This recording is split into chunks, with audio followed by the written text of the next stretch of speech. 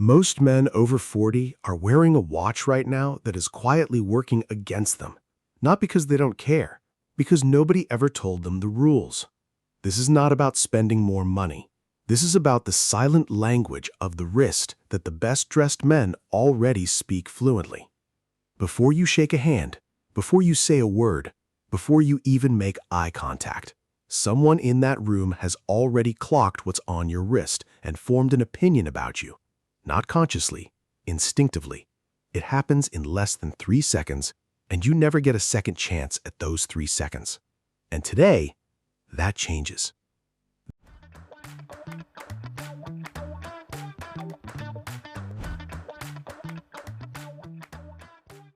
One, your watch should reflect who you are today, not who you were. There is a watch sitting in a drawer somewhere in your home. You bought it years ago. Different budget, different life. You still wear it occasionally out of habit. Stop. After 40, you have earned the right to wear something that represents the version of you that exists today. A watch from a different chapter creates a contradiction people feel even when they cannot explain it. One exceptional watch chosen deliberately will always outperform a rotation of forgettable ones. Make sure your wrist is telling the right story. 2. Size is silently telling everyone something about you. The oversized watch trend peaked in 2008. Wearing a 44mm case in 2025 does not communicate power. It communicates that you stopped paying attention. The sweet spot for men over 40 is 38 to 42 millimeters. Presence without aggression. But case diameter is not the whole story. The measurement that actually matters is lug-to-lug. If those lugs extend past the edges of your wrist, the watch is too large. Full stop. Everyone can see it except you. Try watches on your wrist, not on a screen. 3. Context is everything. Ignore it and you look confused. A dress watch is thin, simple, usually on leather. Its job is to disappear under your cuff and let everything else do the talking. A dive or sport watch is your most versatile option. It moves from weekend casual through business casual without raising eyebrows. A chronograph works from casual through business, but never at a formal event. And the smartwatch? An Apple Watch at a business dinner is not being practical. It is broadcasting that you prioritized convenience over awareness. Read the room. Dress the wrist accordingly. If this is already hitting differently from the style advice you usually see, subscribe right now. Every week, I break down exactly what works for men over 40. No trends, no filler. Let's continue. The wrist, the position, the fit, all three matter more than the watch itself. A $5,000 watch worn incorrectly looks worse than a $500 watch worn with precision. Non-dominant wrist always. It takes fewer impacts and makes practical adjustment easier. Position it 1 finger's width above the ulna, that bony bump on the pinky side. On the bone, the crown digs into your hand every time you flex. Too far down, it slides constantly. Above the bone, it sits perfectly and moves with you. For fit, 1 finger between bracelet and wrist. Not 2, not 0, 1. For metal bracelets, remove more links from the bottom than the top. This centers the clasp exactly where it belongs. Small detail, enormous difference.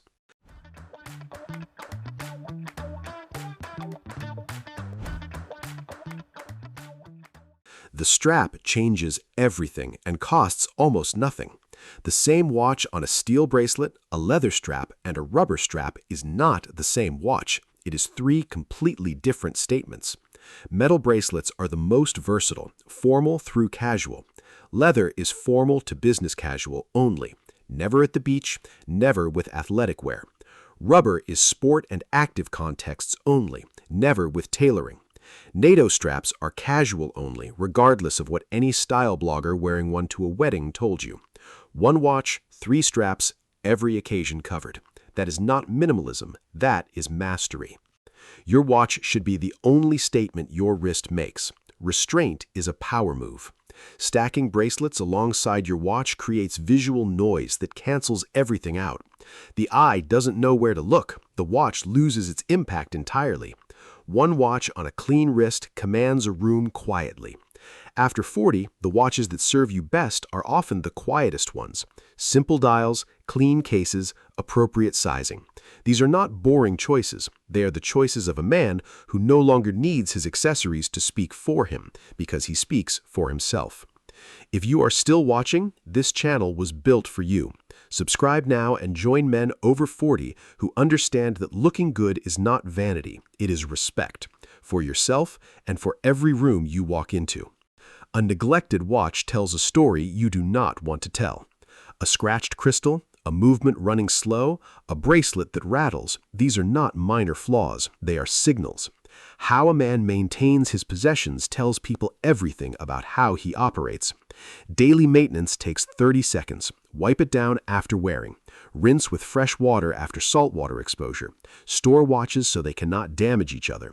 For mechanical watches, professional servicing every 5 to 7 years is not optional. A properly maintained watch lasts generations. A neglected one quietly dies while you wonder what went wrong. Know what your watch category is actually saying.